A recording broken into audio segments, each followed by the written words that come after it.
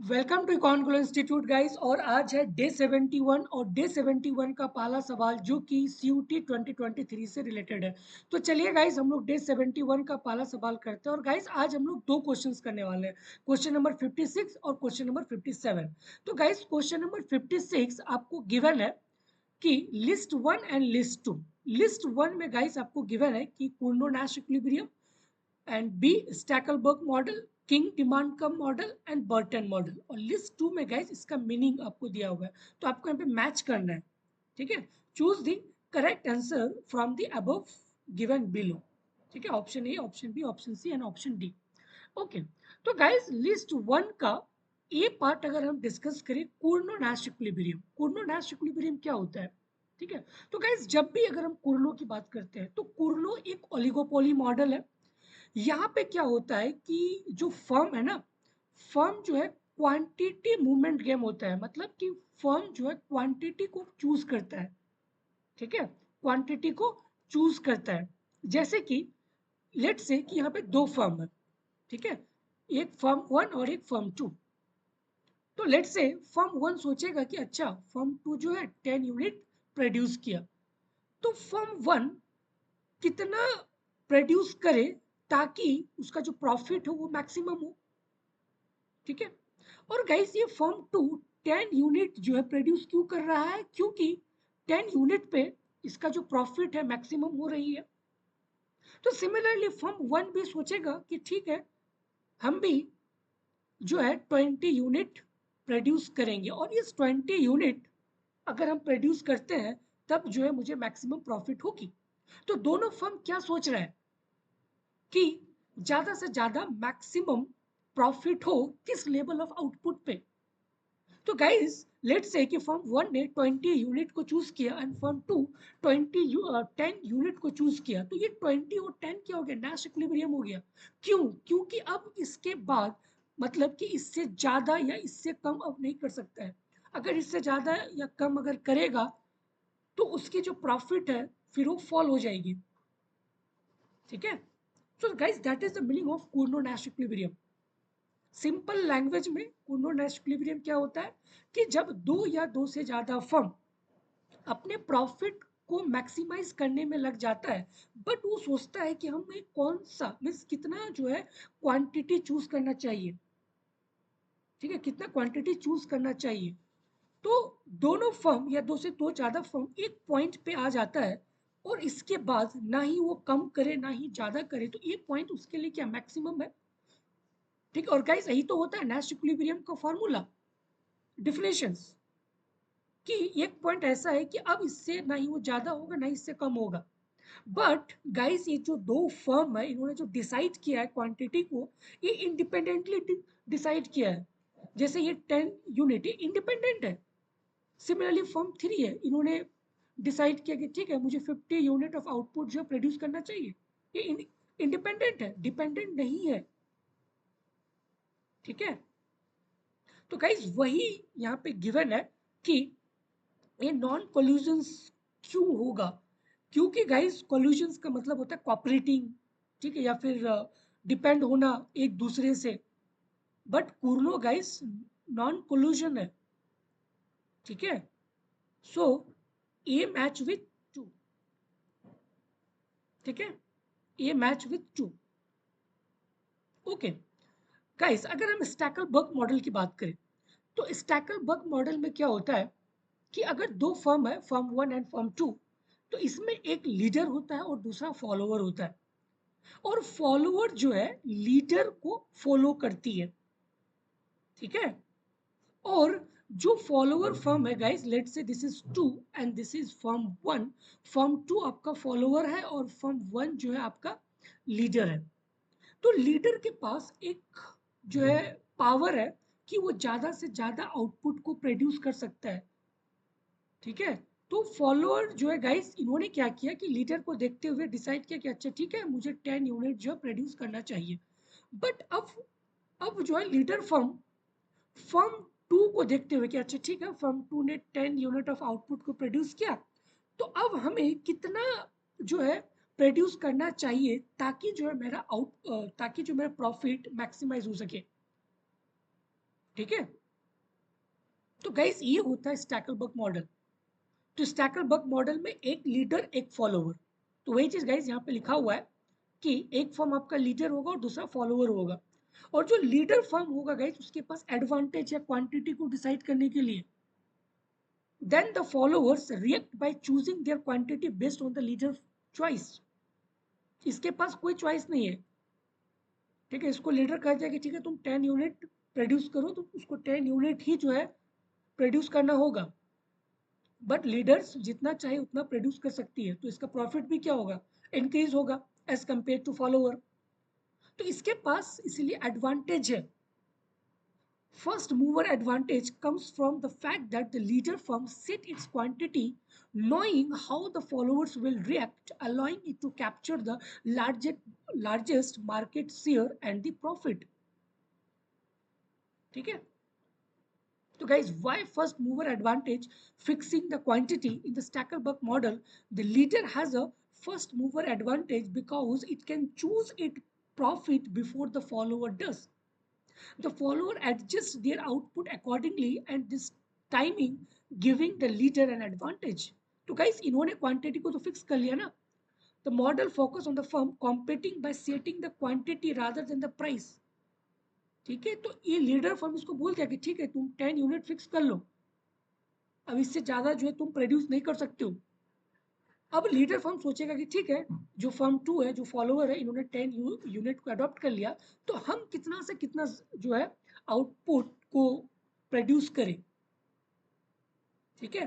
So that's why guys यहाँ पे quantity को फिक्स कर दिया जाता है फॉलोअर्स को। तो क्या हम ये बोल सकते हैं कि जो स्टैकलबर्ग मॉडल है वो आपका फर्स्ट मूवर एडवांटेज तो है, बट उसके साथ साथ जो है क्वांटिटी को भी फिक्स कर दिया जाता है। ठीक है। तो गाइस बी आपका मैच हो गया 3 के साथ। ठीक है, okay. Option C, kinked demand curve model. तो guys kinked demand curve model भी जो ना एक आपका ओलिगोपोली थ्योरी है जो कि एक्सप्लेन करता है प्राइस रिजिडिटी को। ये क्या होता है कि लेट्स से गाइस कि टू फर्म्स है, फर्म्स 1 एंड फर्म्स 2। ठीक है, ओके। तो गाइस फर्म्स 1 सोचता है कि ठीक है हम प्राइसेस को राइज कर देते हैं। ये प्राइसेस को राइज क्यों किया, क्योंकि फर्म 1 सोचता है कि ठीक है अगर हम प्राइसेस को राइज करते हैं तो फर्म 2 भी जो है प्राइसेस को राइज कर देगा। बट फर्म 2 ऐसा नहीं करता है, फर्म 2 जो है प्राइसेस को एज इट इज रखता है। तो गाइस फर्म 1 का जो प्राइस है ज्यादा है और फर्म 2 का प्राइस कम है, तो जाहिर सी बात है फर्म 1 का जो मार्केट शेयर क्या हो जाएगा, कम हो जाएगा, लॉस हो जाएगा। सिमिलरली अगर फर्म 1 ये सोचता है कि हम जो है प्राइसेस को कम कर देते हैं और जब हम प्राइसेस को कम करेंगे तब ज़्यादा से ज़्यादा मार्केट शेयर को जो है एक्वायर कर पाएंगे। बट उसी टाइम जो इसका कॉम्पिटिटर है ये भी क्या करता है कि ये भी जो प्राइसेस को कम कर देता है। तो गाइस कोई फायदा ही तो नहीं हुआ ना। ठीक है, तो there is no significant gain in the market share. तो इससे अच्छा क्या है, इससे अच्छा है कि भाई तुम प्राइसेस को क्या रखो, रिजिड रखो। Okay, when the market condition change. So guys, this is called the king demand curve. So the key takeaway from the king demand curve model is that it leads to a price rigidity. Firms are hesitant to change the price because of anticipated asymmetric reaction to competitors, making the price stickiness. ठीक है, तो ये आपका match हो जाएगा 4 के साथ। और गाइस बर्टन, बर्टन तो आपको पता है that is a price movement game, so the price leadership model. ठीक है, तो गाइस इसका जो फाइनल मैचिंग, अगर मैं फाइनल मैचिंग की बात करूं तो गाइस ए 2 के साथ, बी 3 के साथ और सी 4 के साथ और डी ए के साथ। ठीक है, 2 3 4 1, 2 3 4 1, so 2 3 4 1, yeah, so guys the correct answer is 4। ठीक है, करेक्ट आंसर इज 4। तो गाइस आपको Cournot Nash equilibrium, Stackelberg model, Bertrand model, king demand curve, ठीक है ना। इसका गाइस सारा आपको इंटरप्रिटेशन पता होना चाहिए, देन आप जो है इस टाइप के क्वेश्चन को सॉल्व कर पाओगे, मैच कर पाओगे। तो हमें तो पता है ना कि कुर्लो नैश इक्विलिब्रियम क्या होते हैं, क्वांटिटी मूवमेंट गेम है। क्वांटिटी मूवमेंट, ठीक है, क्वांटिटी मूवमेंट है, बट ये जो क्वांटिटी डिसाइड होता है वो इंडिपेंडेंट होता है, डिपेंड नहीं होता है किसी से। हर फर्म जो है अपने क्वांटिटी को फिक्स कर सकती है, ठीक है, बट हाँ उसके मैक्सिमाइज द प्रॉफिट, प्रॉफिट को देखते हुए, ठीक है। तो एक पॉइंट ऐसा अचीव कर लेता है कि वो मैक्सिमाइजिंग पॉइंट है, अब इससे ज्यादा ना इससे कम, so that point is called Nash equilibrium, ठीक है। तो गाइस वही चीज यहाँ पे है, that is non collusion. Similarly Stackelberg model, Stackelberg model में क्या होता है कि एक लीडर होता है और एक फर्म एक फॉलोअर होता है। लीडर फर्म जो है फॉलोअर फर्म को बोल देता है कि भाई तुम 10 यूनिट से ज्यादा प्रोड्यूस मत करना, तो उसका तो फिक्स हो गया ना क्वांटिटी। बट फर्म वन उस 10 को देखते हुए अब ज्यादा से ज्यादा आउटपुट को प्रोड्यूस करे ताकि उसका प्रॉफिट मैक्सिमाइज हो सके। तो इसके पास गाइस बेनिफिट तो हो गया ना। क्यों बेनिफिट हुआ, क्योंकि लीडर होने से, फर्स्ट होने से, so that's why the first mover advantage fixing the quantities. Similarly the kink demand curve model, king demand curve model ये बताता है कि अगर हम प्राइसेस को कम या ज्यादा करते हैं, ठीक है, तो उससे हमें कोई एक सिग्निफिकेंट रिजल्ट देखने को नहीं मिल रहा है, तो उससे अच्छा है कि तुम प्राइसेस को रिजिडिटी ही रखो। And last Burton model, that is a price leadership model. Okay, so the correct answer is 4 guys. Okay, move to question number 57. 57 guys आपको गिवन है list 1 and list 2, Phillip curves, vertical S curve, golden rule level of saving and the Ricardian equivalence, and list 2 consumption per capita maximize at steady state, debt finance by bond issue merely postpones taxation, trade-off between the inflation and employment, and longer no longer run trade-off between inflation and unemployment, ठीक है। Okay guys, अगर हम flip curve की बात करें, what do you mean by the flip curve. Okay, तो guys flip curve जो है एक ट्रेड ऑफ है between the inflation and the unemployment. But हाँ, ये इन्फ्लेशन और अनएम्प्लॉयमेंट का जो रिलेशन है वो शॉर्ट रन के लिए ही वैलिड है, लॉन्ग रन पे ये रिलेशंस वैलिड नहीं होता है, that is called the flip curves. Guys अब खुद सोचो, खुद सोचो कि अगर अगर अगर मैं बात करूं कि अनएम्प्लॉयमेंट काफी ज्यादा है, अनएम्प्लॉयमेंट अनएम्प्लॉयमेंट मतलब बेरोजगार कम है, ठीक है, बेरोजगार कम है, इसका मतलब क्या है कि एम्प्लॉयमेंट ज्यादा है।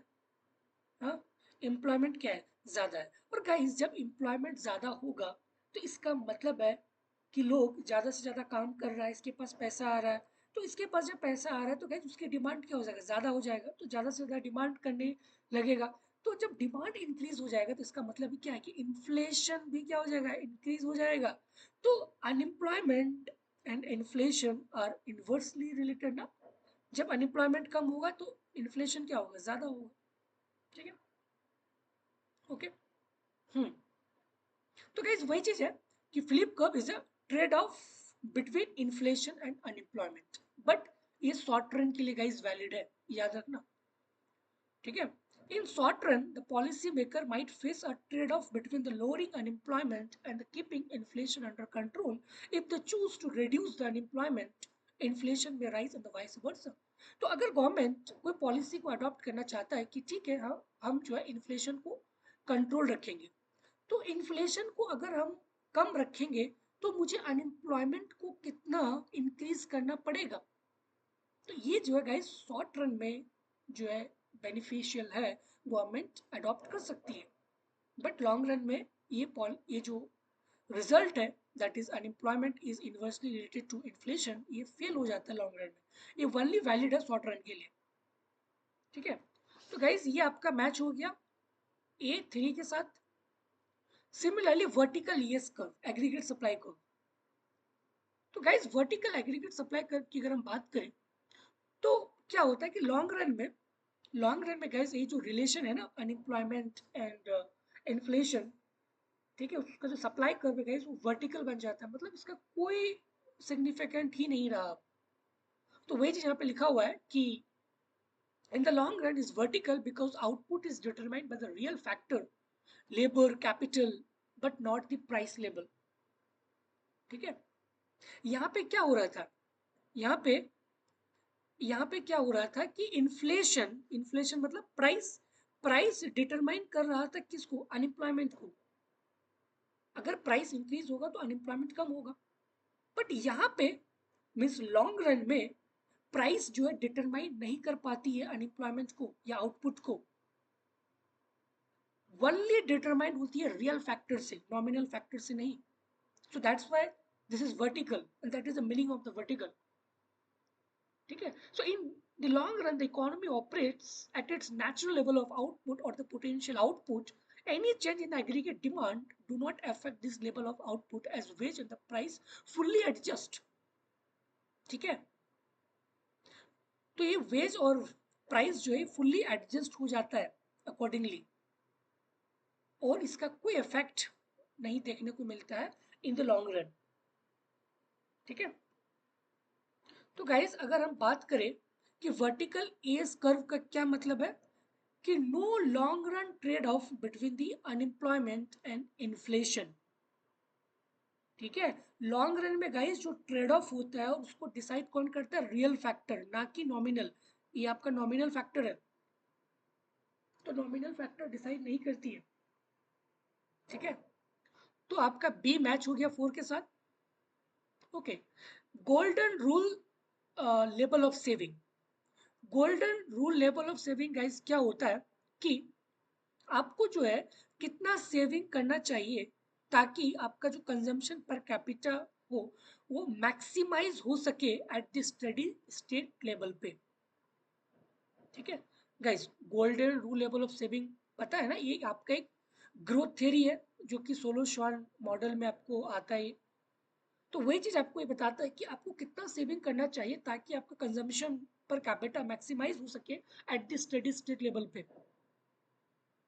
ठीक है, so in other words is define the saving rate that allow the economy to balance investment in capital with the maximizing of consumption। Too much saving leads to over investment and reduce the consumption, while too little saving hamper the capital accumulation and little future output। ठीक है, तो आपको saving को maximise रखना है। ठीक है, golden rule of saving आपको एक मैक्सिमाइजिंग सेविंग पॉइंट को बताता है और ये आपको कंजम्पशन पर कैपिटा, ठीक है, और यही आपका जो है ना, let's say this is S star is a golden rule of saving. ठीक है, अगर आपके पास एस स्टार है तो आपका जो है C star means consumption per capita, और ये आपका मैक्सिमाइजिंग पॉइंट है। तो वही चीज गाइस यहाँ पे है। ठीक है, at the golden rule of living level of saving, consumption per capita reaches its maximum in the steady state because the amount of capital per worker is just right for the economy to grow optimally। So if the saving rate is too high or too low, the steady state consumption will be lower। तो आपको वो fix करना पड़ेगा कि भाई कितना मुझे S star होना चाहिए, और इस स्टार से हम डिसाइड करें कि मेरा ऑप्टिमल और मैक्सिमाइजिंग कंजम्पशन पर कैपिटा कितना होनी चाहिए। अगर मैं इससे ज़्यादा या कम करता हूँ तो वो मेरे लिए उतनी एफिशिएंट पॉइंट नहीं है। अगर ज़्यादा सेविंग होगा तो इससे ओवर इन्वेस्टमेंट होगा, और जब ओवर इन्वेस्टमेंट होगा तो रिड्यूस कंजम्पशन हो जाएगी। सिमिलरली अगर लिटिल सेविंग होगी तो फिर हैम्पर द कैपिटल एक्युमुलेशन होगा और लिमिट फ्यूचर आउटपुट ग्रोथ होगा। तो हमें एक ऐसी एस स्टार को फिक्स करना पड़ेगा ताकि हम एक ऑप्टिमल कंजम्पशन को एक्वायर कर सके। That is the meaning of golden rule level of saving, और ये डिसाइड करता है आपका कंजम्पशन पर कैपिटा को, consumption per capita maximising at steady state. ठीक है, और गाइस डी आपका बच जाएगा रिकार्डियन इक्विवेलेंस। ठीक है, डी इज रिकार्डियन इक्विवेलेंस। और गाइस आपको पता है रिकार्डियन इक्विवेलेंस क्या होता है। Okay, so guys Ricardian equivalence जो प्रपोज किया गया था डेविड रिकार्डो के द्वारा and later expanded by Robert, suggest that the government debt is not burden on the future generation. इसका मतलब है कि गवर्नमेंट अगर आज लोन ले रही है, ठीक है, तो इसका मतलब ये नहीं कि वो खराब है। ठीक है, इट्स नॉट अ बर्डन। ये बर्डन नहीं है कि वो फ्यूचर जनरेशन के लिए बर्डन होगा अगर गवर्नमेंट आज ज़्यादा से ज़्यादा अगर टैक्स सॉरी अगर लोन ले रही है तो। क्यों? क्योंकि गाइस लोग ये सोचते हैं कि ठीक है अगर गवर्नमेंट आज ज़्यादा से ज़्यादा लोन ले रही है तो इसका मतलब है कि गवर्नमेंट आने वाले टाइम में कहीं ना कहीं टैक्स को इंक्रीज कर देगा। ठीक है, क्यों? क्योंकि ये अपने डेट को फाइनेंस कर सके। ठीक है, तो पीपल अभी से क्या कर लेगा कि ज़्यादा से ज़्यादा सेविंग को ज़्यादा कर लेगा, क्योंकि ये सोचेगा कि ठीक है अगर आज हम सेविंग ज़्यादा करके रखेंगे तो कल अगर गवर्नमेंट टैक्स लगा देगी, क्योंकि गवर्नमेंट को अपने फाइनेंस को मीन्स अपने डेट को जो है फाइनेंस करनी है।